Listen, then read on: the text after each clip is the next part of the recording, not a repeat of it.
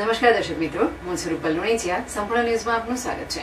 બનાસકાંઠા જિલ્લા કલેક્ટર મિહિર પટેલના અધ્યક્ષસ્થાને આજરોજ કલેક્ટર કચેરી પાલનપુર ખાતે મુખ્યમંત્રી ગૌમાતા પોષણ યોજના વર્ષ 2024-25 અન્વયે જિલ્લા કક્ષાની સમિતિની બેઠક યોજાઈ હતી. આ બેઠકમાં જિલ્લા વિકાસ અધિકારી M.J. દવે, જિલ્લા કક્ષાના પ્રતિનિધિ, નાયબ પશુપાલન નિયામક, ઘનિષ્ઠ પશુ સુધારણા યોજના અને સભ્ય સચિવ, નાયબ પશુપાલન નિયામક, જિલ્લા પંચાયત ઉપસ્થિત રહ્યા હતા.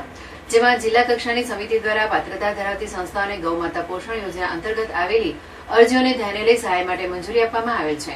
આ યોજના અંતર્ગત જાન્યુઆરી 2025 થી માર્ચ 2025 ચોથો હપ્તો વર્ષ 2024-25 માટે પશુ નિભાવ સહાય માટે આઈ ખેડૂત પોર્ટલ ઉપર સમયમર્યાદામાં કુલ 215 સંસ્થાઓની અરજી મળેલ હતી.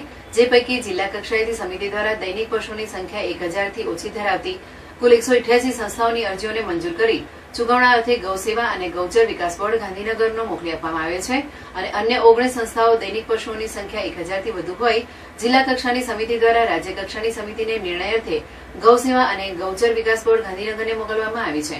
જ્યારે 8 સંસ્થાઓની અરજીઓ ઠરાવની શરતો પરિપૂર્ણ ન કરતી હોવાથી નામંજૂર કરવામાં આવેલ હતી. આમ જિલ્લામાં કુલ 207 સંસ્થાઓના 86,396 પશુઓ માટે કુલ ₹23.33 કરોડ રૂપિયાની સહાય મંજૂર કરી ચુકવણા માટે ગૌસેવા અને ગૌચર વિકાસ બોર્ડ ગાંધીનગરને મોકલી આપવામાં આવી છે. જિલ્લાની ગૌશાળા પાંજરાપોળને પશુઓના નિભાવ માટે 23 કરોડ અને 33 લાખ રૂપિયા જેટલી માતબર રકમની સહાય મંજૂર કરવાથી ગૌશાળા પાંજરાપોળને આર્થિક મદદ મળી રહેશે.